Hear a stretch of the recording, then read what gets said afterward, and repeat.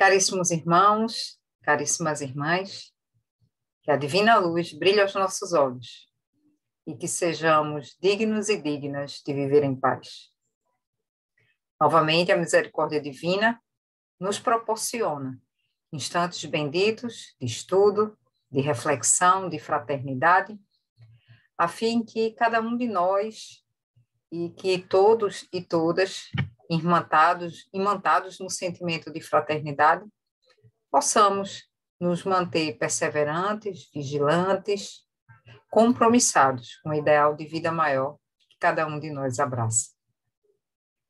E para efetivamente iniciar os trabalhos de agora, convido para que juntos e juntas possamos fazer a prece de início dos nossos trabalhos. Senhor misericordioso, gratos e gratas somos a Ti, por nos permitir esse instante bendito, de esclarecimento, de consolo, de eflúvios, que a espiritualidade amiga, que a cada um de nós acompanha, protege, zela e inspira, nos propiciará, nesses instantes de reflexão superior e de vínculo mais específico com a mensagem de vida eterna que propicias a cada um de nós. Permita-nos, Senhor, compreender e internalizar esta mensagem para que possamos ser melhores hoje e sempre. Assim seja. Tem uma música popular brasileira, né, uma música muito conhecida do Poetinha, que logo no início dos seus versos diz algo mais ou menos assim: tristeza não tem fim, felicidade sim. E é muito natural, é humano, se pensarmos até nessa perspectiva, que tenhamos a percepção de que coisas ou situações ruins, ou coisas e situações não agradáveis, sejam muito mais duradouras, muito mais permanentes e presentes até, do que aquelas outras coisas ou situações boas e agradáveis. Digo que é natural, né, que tem até uma razão de ser nessa naturalidade de percepção, porque não se espera outra coisa a não ser um incômodo quando estamos numa situação, vivenciando algo que não seja eminentemente satisfatório. O nosso desejo, a nossa vontade é que aquilo ruim, desagradável, passe logo, que aquilo deixe de existir. E a cada vez que aquela situação ela continua existindo, parece para nós que é uma eternidade. Porque aquilo desagradável, aquilo ruim, aquilo não bom, nos marca e é contrário à nossa própria vontade natural de ser feliz. Do mesmo jeito, quando a gente vai pensar em contrário senso, que quando nós estamos vivendo alguma situação agradável, boa, satisfatória, normalmente nós dizemos, inclusive, é uma frase muito comum entre nós, de que passou voando, passou rápido, porque tudo que é bom passa rápido e dura pouco. É como muitas vezes nos manifestamos. Não tem nada de errado querer coisas boas, mas é preciso que nós tenhamos a exata noção para que não nos confundamos entre aquilo que é uma percepção da realidade e a verdadeira duração da realidade das coisas. Porque, na verdade, quando a gente vai falar de uma hora de tristeza, como diz os versos da música, ela tem 60 minutos do mesmo jeito que uma hora de felicidade. A duração real daquele acontecimento, daqueles dois acontecimentos, são iguais. Mas a percepção, a leitura, a maneira como nós sentimos e vivenciamos situações tão diferentes, uma desagradável e outra agradável, nos dá a ideia, nos faz sentir como se a tristeza não tivesse fim e durasse muito mais do que o tempo, ainda que equivalente e proporcional àquele de felicidade. O que muda aí de forma substancial é a nossa percepção. E essa dualidade entre percepção e realidade de duração de situações, principalmente das situações equivocadas, ela é objeto de análise, de estudo e de reflexão, e a proposta da nossa conversa de hoje, nesse momento, sobre a duração das penas futuras. Quando nós vamos analisar aquilo que no futuro, enquanto consequência dos nossos atos, pode vir a acontecer em esses atos originários dessa consequência, possa vir a ter um caráter negativo, sofrido e doloroso. O codificador da doutrina dos espíritos, na obra base da doutrina dos espíritos, o Livro dos Espíritos, a primeira obra da codificação kardeciana, na terceira parte, que vai tratar das esperanças e consolações, vem justamente tratar sobre um tema amplo chamado justiça divina. Inclusive, né, essa quarta parte, né, nessa temática justiça divina, ela é aprofundada e desmembrada em uma outra obra da codificação, a quarta obra da codificação, o céu e o inferno, ou a justiça divina, segundo o Espiritismo. E é nessa quarta parte que se estuda a justiça divina, que é composta por 2 capítulos. Nós estamos agora fazendo a análise de um tema dentro do capítulo 2, denominado Penas e Gozos Futuros.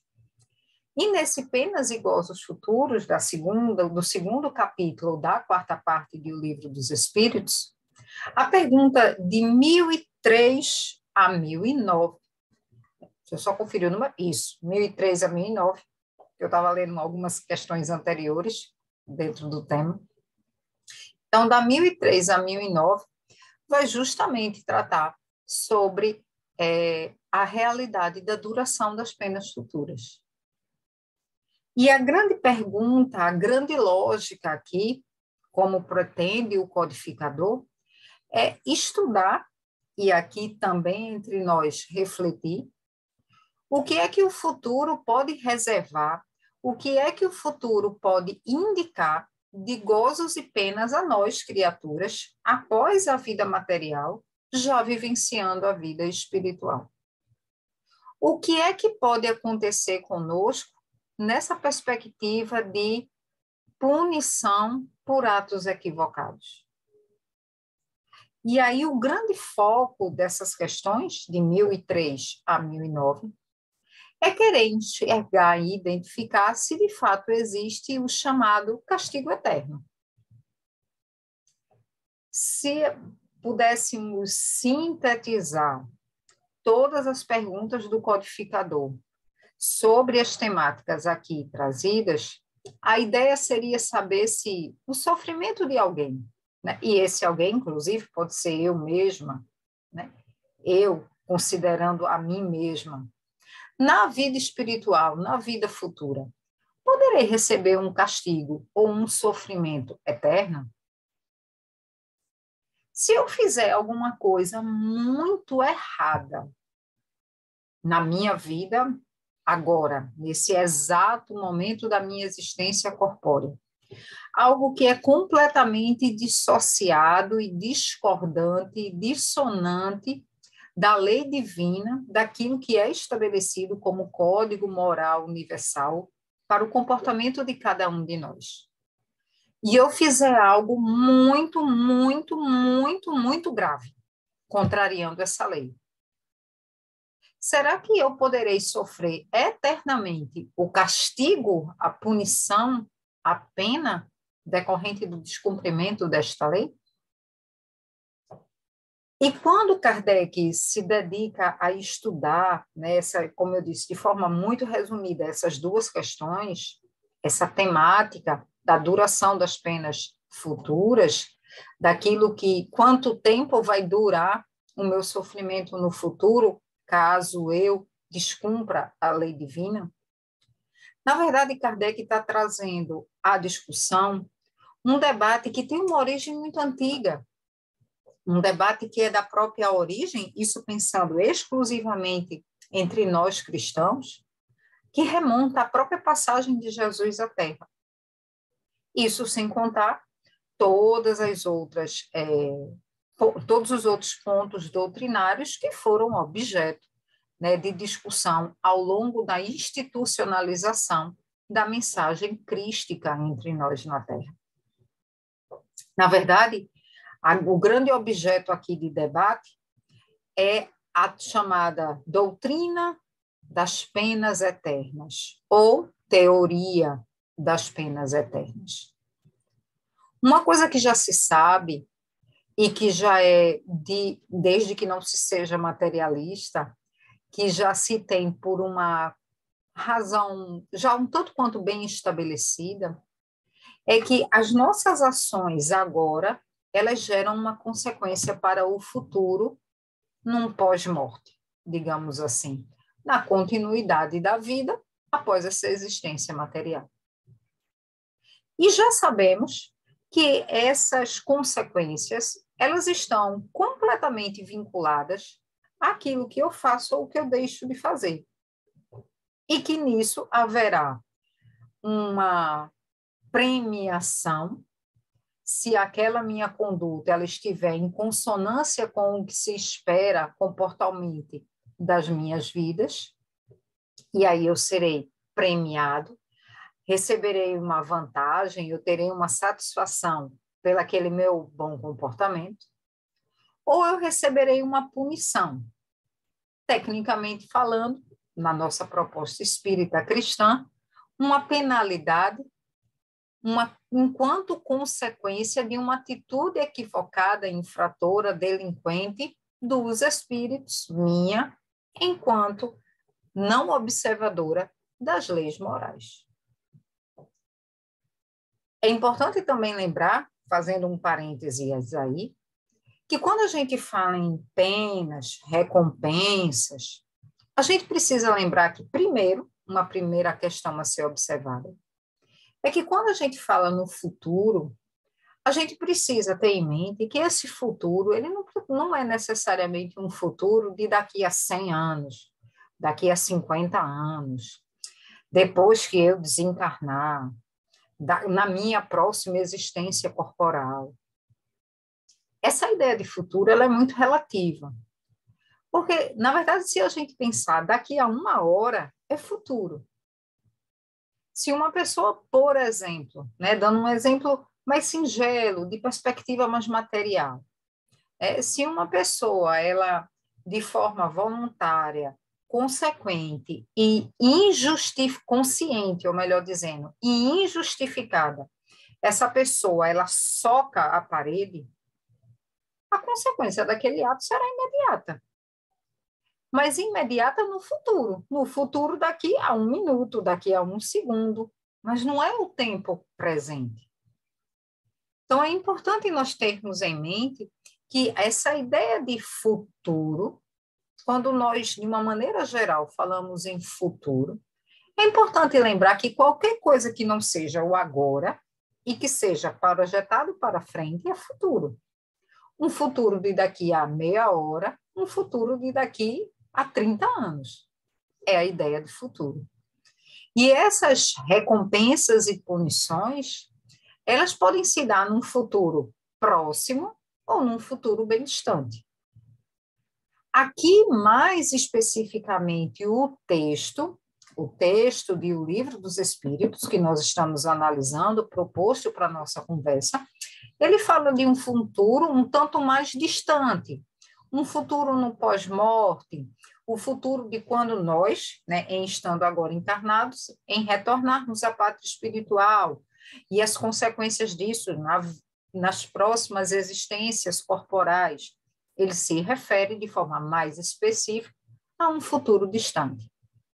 Mas é importante ter em mente que, às vezes, esse futuro ele está muito próximo do presente que nós estamos construindo.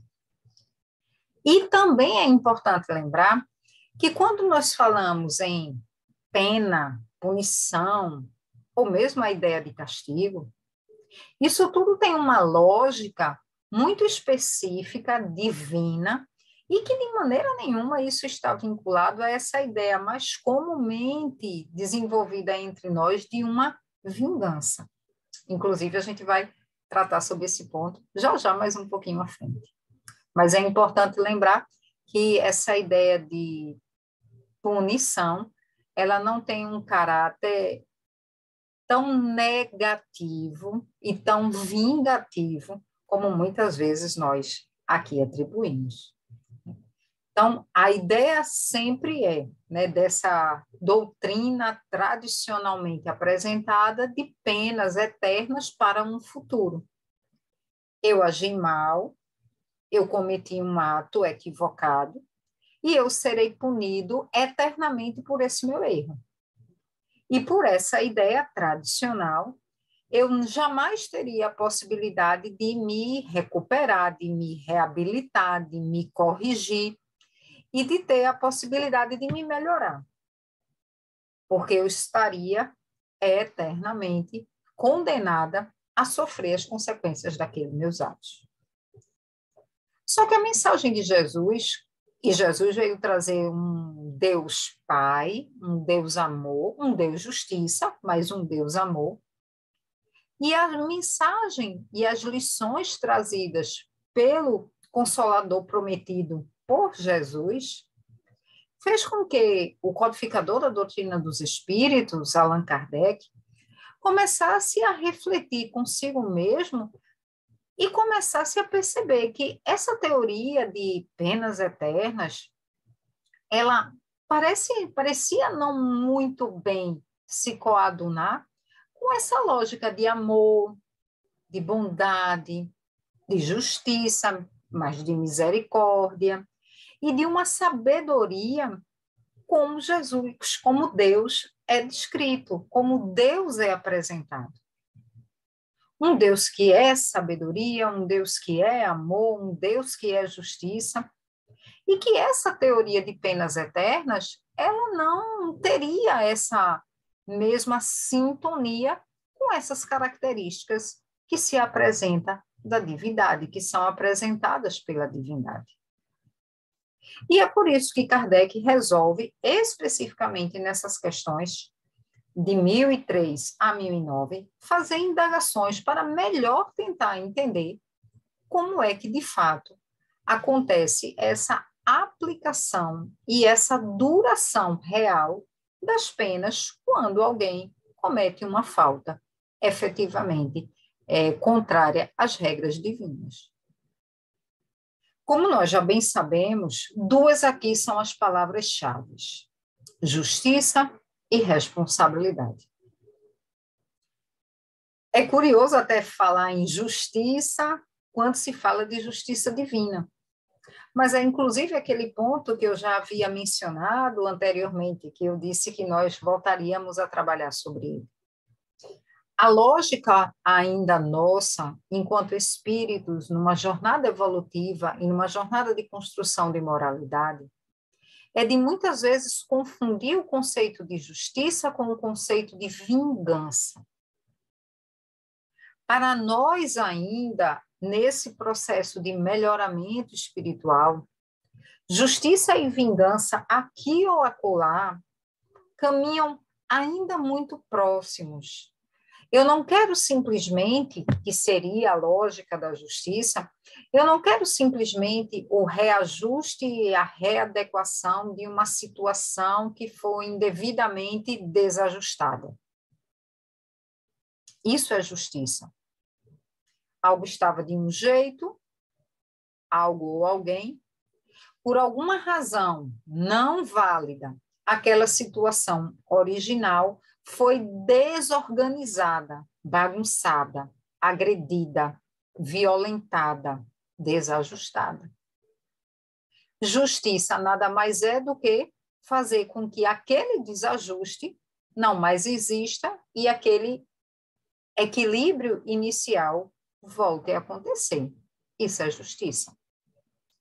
Mas, de uma maneira geral, nós ainda estamos muito vinculados à ideia da vingança. Então, sim, a situação inicial, eu quero que ela volte àquilo que estava. Mas eu quero também que a pessoa, ou que aquilo que causou o desajuste, aprenda, sofra, que aquilo nunca mais tenha a ousadia, a coragem, o atrevimento de fazer aquilo de novo comigo, com os meus, ou com determinadas situações. Então, tem uma cota aí que ultrapassa o limite da justiça. E é daí que nasce o sentimento de vingança. Falar em justiça, na justiça divina, é lembrar que não há nenhuma conotação vingativa nesse processo de aplicação de certo e errado na lógica divina. Não há nenhuma vontade, interesse, necessidade, satisfação do Criador em fazer com que eu que erro e quem erra se sinta humilhado por ter cometido aquele erro. Porque a lógica do universo na justiça, e como eu disse, é a outra palavra-chave para essa questão da justiça divina, é a responsabilidade. É que eu entenda quão grave, quão errada é a minha conduta em desajustar aquela situação e uma determinada criatura, uma determinada pessoa, e que aquilo também me agride, aquilo também me desajusta, e que eu preciso entender que aquilo não deve mais acontecer. Que aquele comportamento, que aquela minha atitude, que aquela minha palavra, que aquele meu gesto, ele não pode mais acontecer. Ele não é adequado. Não há em Deus a necessidade de que eu me sinta humilhado, derrotado, destruído ou destruída, para que eu passe por esse processo de aprendizado. Não há. É por isso que não há uma lógica de vingança. Porque o que Deus deseja de cada um de nós é que seja despertada a percepção de responsabilidade. E a noção de responsabilidade estabelecida por Deus é uma noção de responsabilidade calcada no amor e do bem. Então, não cabe justiça. Desculpem, não cabe vingança. É apenas a aplicação da justiça. Então, Deus quer, inclusive, já dizia o Velho Testamento, o Antigo Testamento, Deus não quer a morte do ímpio, quer que o ímpio se corrija, que aprenda e que não cometa mais, né, iniquidades. Então, a ideia não é da vingança, mas é de uma justiça em que se trabalha a responsabilidade. E é por isso que Kardec trabalha, o codificador trabalha nessas questões de 1003 a 1009, dois grandes raciocínios, que é como é que é determinado o tempo de duração do sofrimento de alguém que é culpado, de alguém que é culpado. Então, se alguém descumpre os códigos estabelecidos pelo universo para o comportamento moral de cada um de nós, esse desajuste comportamental, ele exige a necessidade de reeducação. Por que é que eu vou sofrer? Né? Como já tantas vezes nós estudamos e debatemos, né? Qual é o processo, qual é o papel da dor e do sofrimento nesse processo de reajuste? Poderíamos nós, né, nos reeducar sem o sofrimento? Sim, agindo sempre de forma acertada e buscando corrigir de forma muito breve, célere e efetiva todas as pequenas atitudes equivocadas que nós cometêssemos. Só que nem sempre isso acontece. nós continuamos e perseveramos nas atitudes equivocadas, tentando justificar, tentando arrumar razões para fazer aquilo, para não fazer determinadas coisas. E aí o sofrimento vem como uma forma de fazer com que nós entendamos que aquele comportamento não pode persistir. Então, é importante também lembrar que o sofrimento não é uma obrigatoriedade do processo evolutivo. O sofrimento, dentro da lógica de responsabilidade, está dentro da nossa, é uma consequência da nossa decisão de persistir na atitude equivocada. A persistência no erro. Se eu persisto no erro e eu cometo erros de forma rotineira e recorrente, esse sofrimento ele terá uma duração não subjetiva. E esse é um primeiro ponto que também denota que não há ideia vingativa no processo de justiça divina. Porque quando os espíritos, né, que trazem a verdade, né, nos trazem a luz da verdade com o Consolador prometido, vem falar desse tempo de duração dos sofrimentos no futuro, ou dos sofrimentos nas penas futuras, eles são muito taxativos em dizer que não se trata de uma escolha de Deus em que fulano, cicrano, beltrano sofra mais, menos, numa proporcionalidade de equívocos cometidos. Essas penas e a duração dessa pena, ela vai seguir uma lógica objetiva, de acordo com as leis que foram infringidas, e o único traço subjetivo que há aí está vinculado a quem passa pelo processo de dor. Porque se de um lado há a aplicação pura e simples da lei a que foi infringida, do outro lado eu tenho a necessidade de melhoramento daquele espírito culpado, daquele espírito ainda infrator das leis morais. Enquanto aquele espírito não desperta e ele não entende que aquilo que ele está passando é consequência direta, é responsabilidade das suas atitudes, aquele sofrimento persiste para que ele desperte. Muitos de nós aqui, com certeza, já lemos e nos recordaremos de tantas obras da literatura espírita, ou mesmo para os médiuns aqui presentes, nesse instante, vão se recordar de quantas sessões mediúnicas em que, ou na literatura, ou nas sessões mediúnicas, espíritos contavam das suas experiências equivocadas, ainda muito atreladas ao mal, à ignorância, ao desconhecimento do amor divino, e que sofriam, e por mais orientação que se desse, por mais que se falasse, aquela entidade rejeitava o esclarecimento, até que chega num determinado momento de tanto sofrer,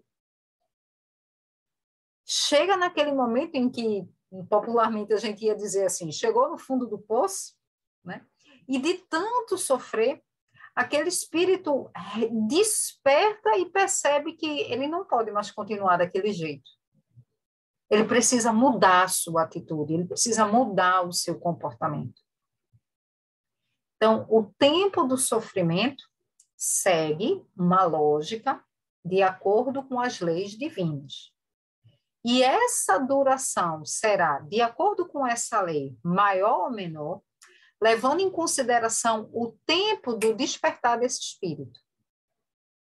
Quanto mais ele se demora justificando, sem querer reconhecer seus equívocos, sem enxergar a sua responsabilidade naqueles atos, mais tempo durará o sofrimento. Quanto mais rápido ele consegue perceber, como diz no popular também, cai em si e percebe o que ele está fazendo consigo e com a sua vida, mais brevemente esse sofrimento passará. É por isso que a lógica da responsabilidade no sofrer e no bem viver tem um papel muito, muito, muito importante para as nossas vidas. Entender, sim, que o bem que nós fazemos, ele nos trará, como diz Jesus, recompensas ao cêntuplo, e ao cêntuplo porque é abençoado pela misericórdia divina, mas entender também que as nossas falhas e os nossos erros, por mais singelos que sejam, também causarão em nós a necessidade de reajuste. E se esse reajuste não for efetivo, o sofrimento nos fará corrigir o caminho e corrigir a postura. E mesmo que esse espírito, mesmo que cada um de nós sejamos tão endurecidos, tão ainda atrelados ao equívoco, não há possibilidade, diz os espíritos superiores, não há possibilidade de que esse sofrimento seja eterno. E, novamente, o amor, a bondade, a misericórdia e a providência divina se manifestam. Na nossa programação básica, digamos assim, na nossa configuração básica enquanto espíritos, quando fomos criados por Deus, Deus colocou em nós a necessidade fundamental de evoluir, de crescer e de nos melhorarmos. Não há como nenhum de nós, para todo sempre, por toda a eternidade, ficar vinculado ao mal e ao equívoco. Todos nós vamos evoluir, todos nós vamos melhorar, cada um no tempo da sua escolha de responsabilidade. Mas é por isso que o Espírito Verdade, respondendo a Kardec, desculpem, o Espírito São Luís até, respondendo a Kardec, né, na questão em específico, diz: não há possibilidade de um espírito muito endurecido ficar eternamente sofrendo, porque Deus não permite. Deus não permite que ninguém permaneça eternamente no mal. E, inclusive, o Espírito São Luís, ele usa de uma frase muito direta, muito clara, muito explícita, dessa impossibilidade de um espírito permanecer no erro e no equívoco. Que é quando ele diz mais ou menos assim: do mesmo jeito que uma criança não tem como deixar de se transformar em adulto, toda criança vai virar um adulto, né? Seguindo a lógica natural da vida, toda criança vai se tornar um adulto. Todo espírito um dia vai evoluir. Então, não tem como essa permanência eterna no mal que geraria um sofrimento eterno. Porém, é necessário que cada um de nós contribua para que esse sofrimento seja menos duradouro. E aí diz também o Espírito São Luís, num trecho que está aqui em O Livro dos Espíritos, quando ele diz assim: Deus, que só quer o bem de suas criaturas, acolhe sempre o arrependimento. De sorte que o desejo de melhorar-se nunca é estéril, nunca é vazio. Então, sim, a lei a ser cumprida, o desrespeito à lei gerará a necessidade do reajuste. Se o reajuste não for breve e efetivo, gerará o sofrimento para que gere o reajuste. Mas esse reajuste que cause um sofrimento, ele será maior ou menor de acordo com a minha necessidade de arrependimento. Quanto mais rápido eu me arrependo e mudo o meu comportamento, mais rápido será o fim do meu sofrimento. Quanto mais tardio for o meu arrependimento, mais tardio será o fim do meu sofrimento, o que significa que mais sofrerei. E lembremos-nos de algo que será aprofundado, né? Como eu disse, essa quarta parte do Livro dos Espíritos é aprofundada no livro O Céu e o Inferno. Lá em O Céu e o Inferno, de forma muito bem explicada, muito bem detalhada, Allan Kardec e os espíritos superiores trazem para nós a ideia de que não é o arrependimento simples, puro, que seria o suficiente para que a nossa atitude efetiva pudesse ser corrigida. O arrependimento é um passo.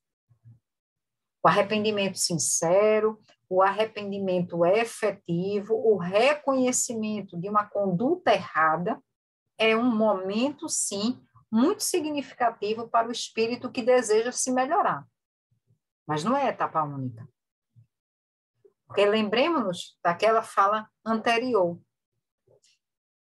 Quando eu cometo alguma coisa errada, eu estou desajustando uma situação que estava originalmente posta de uma outra forma. Se eu desajusto algo, não adianta eu simplesmente dizer, poxa, eu não devia ter feito isso, realmente eu fiz errado, reconheço que eu fiz errado, nunca mais eu fiz errado, eu nunca mais farei errado. Eu preciso tentar recuperar, reparar todas as faltas que eu cometi. Fazendo uma comparação bem material, bem singela, mas que cabe aqui, mutatis mutandi, a essa lógica, imaginemos que, ainda que sem intenção, eu quebre um jarro na casa de alguém. Se eu quebro o jarro na casa de alguém, não adianta eu simplesmente me arrepender e dizer, poxa, me desculpe, eu nunca mais vou fazer isso, eu terei cuidado, não era a minha intenção, eu terei cuidado. Ou se eu fiz de forma intencional, não, foi um erro meu, eu não vou mais, nunca mais fazer isso. Sim, mas o jarro continua quebrado. O que é que eu posso fazer para reparar aquele jarro? Aquele jarro tem conserto? Eu vou substituir aquele jarro por outro? Eu vou pagar a indenização por aquele jarro? Aquilo que estava dentro do jarro, eu consigo colocar num outro lugar? Uma planta, por exemplo, eu posso transplantar, né, transportar para um outro jarro? Como é que eu reparo as consequências da minha ação errada? Então, o arrependimento só, aquele de, nunca mais eu faço isso, sei que estou errado, nunca mais eu faço isso, é importante. Mas eu preciso reparar o que eu fiz. E muitas vezes, entre esse arrependimento e essa reparação, aí é que vai entrar o sofrimento. Porque por egoísmo, por orgulho, por vaidade, por arrogância, muitas vezes nós continuamos insistindo naquela atitude errada sem nos arrepender ou sem reparar aquilo que nós fizemos. E daí surgem as expiações e os sofrimentos. E quando todas essas questões são trazidas pelos espíritos superiores, Kardec, ainda assim, na última pergunta, na pergunta 1009, ele resolve, de fato, novamente, de forma bem explícita, deixar em textos bem claros o que é que ele, de fato, quer saber e qual é a verdadeira mensagem da espiritualidade superior sobre o tema. E ele pergunta assim, na questão 1009. Sendo assim, as penas impostas jamais o serão por toda a eternidade. E nesse momento, já desde a questão 1003, chegando agora na questão 1009, Kardec demonstra toda a luta para que seja melhorada essa ideia tradicional de justiça divina. Porque, claro, ainda é natural das nossas existências nós queremos fazer algo quando nós recebemos o incentivo de recompensas para isso. Também nós deixamos de fazer determinadas coisas com receio de possíveis consequências negativas, de castigos, de punições, em razão daquele comportamento. Então, o incentivo de recompensa e o temor de castigos é, sim, uma forma de estimular o nosso bom comportamento. Então, quantas vezes, né, Às vezes a gente não se pega dizendo assim, eu vou fazer tal coisa, nem estava tanto com vontade, mas eu vou fazer porque eu sei que é certo, né? Está de acordo com a lei de Deus, né? Isso é que é o certo. Às vezes nem tinha tanta boa vontade espontânea, mas o incentivo da recompensa acaba sendo, no primeiro momento, a ideia para que construamos, de fato, a boa vontade de fazer o bem pelo bem. Porque a verdadeira recompensa de agir certo é a paz consciencial de ter agido certo. A recompensa é aquilo que a gente faz com criança, né? Do tipo, coma a refeição toda que você vai ganhar a sobremesa. A importância de comer a refeição toda é porque comer a refeição toda vai proporcionar àquela organização física todos os elementos necessários para a sua manutenção. Mas a criança não entende toda essa delicadeza, toda essa profundidade de ensinos. Então, ela vai almoçar pensando na sobremesa, para comer um pedaço de bolo, para tomar um sorvete, para comer um bombom, comer um pedacinho de chocolate, o que seja. Então, Deus, sabendo que ainda somos crianças espirituais, também usa de recompensas e de castigos para nos estimular. Jesus utilizou-se dessas figuras de linguagem para nos estimular a fazer o bem. Só que à medida em que nós vamos evoluindo intelectualmente, é preciso que haja uma lógica, uma racionalidade entre essas premiações e esses castigos. E quando isso fica muito irracional, como pensar numa pena eterna, num fogo eterno, num castigo sem fim, nós acabamos descompromissados com aquela ideia de fazer o bem. E isso era algo muito forte, ainda o é nos dias atuais, na sociedade atual, mas isso era algo muito forte naquela época em Kardec, lá no século XIX. E é por isso da luta de Kardec de tentar deixar bem claro o que é de fato essa justiça divina. E mais, Kardec também se preocupava, não de forma ostensivamente dita, expressa, mas a própria lógica de castigos eternos, ela é uma injustiça para com Deus, colocando nesses termos, dessa forma de apresentação. Deus é todo amor, Deus é todo justiça, Deus é bondade, Deus é misericórdia, e no final das contas nós fazemos alguma coisa errada e dizemos que Deus está nos castigando eternamente. Não é justo com Deus. Então, não é de acordo com os fatos e é injusto, é ingrato para com a divindade essa percepção de uma justiça que se aplica de forma tão severa eternamente diante de um erro cometido por uma de suas criaturas.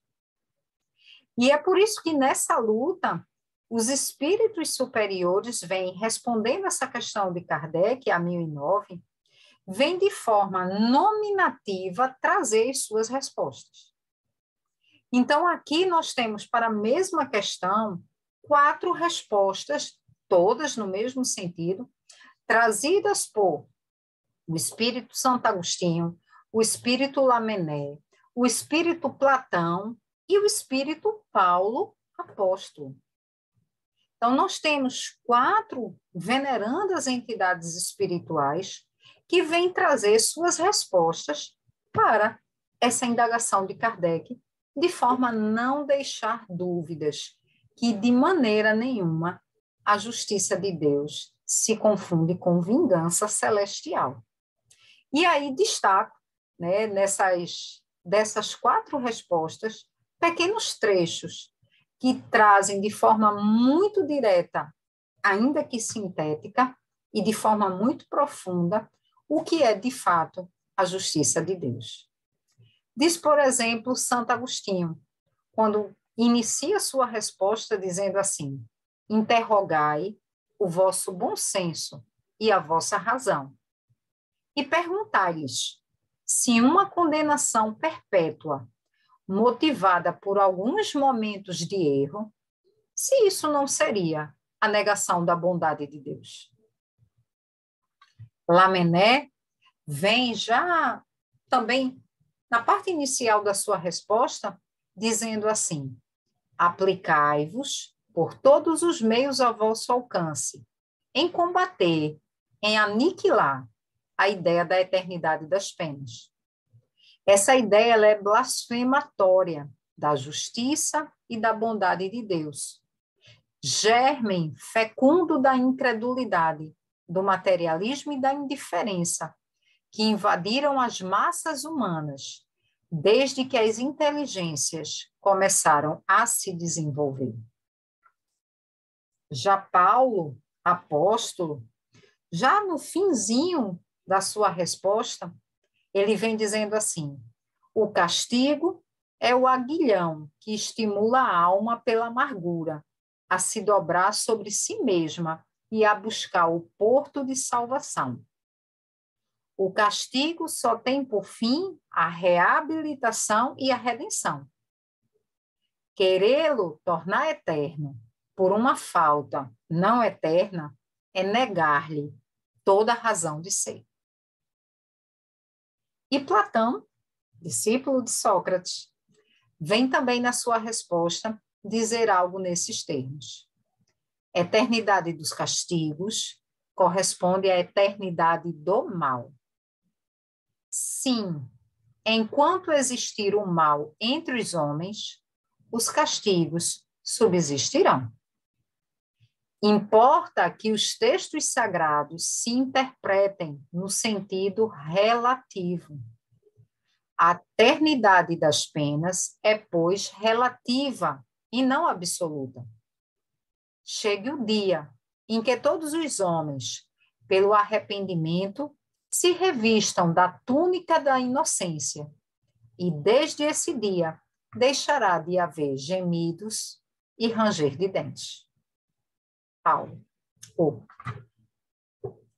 Percebamos por essa frase aqui final de Platão e todos os outros, o pensamento de Paulo, o pensamento de Santo Agostinho, de Lamennais, o pensamento de São Luís, que também responde a algumas questões desse texto, que, de fato, há verdade no poeta quando ele dizia que tristeza não tem fim, felicidade sim.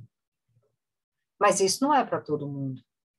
Como diz Platão, isso é relativo, porque isso vai ser aplicado especificamente para todos aqueles que atrelam a sua vida ao erro do proceder, à prática do mal e à persistência e à continuidade no erro.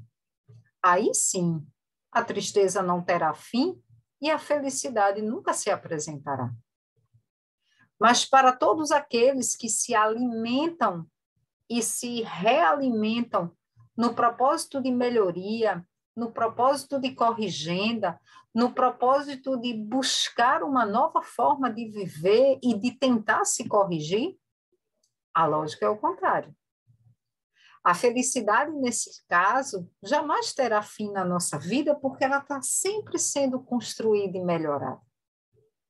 E o sofrimento, ele será cada vez menor, cada vez mais curto, até que chegará o dia, como disse Platão, que será inexistente.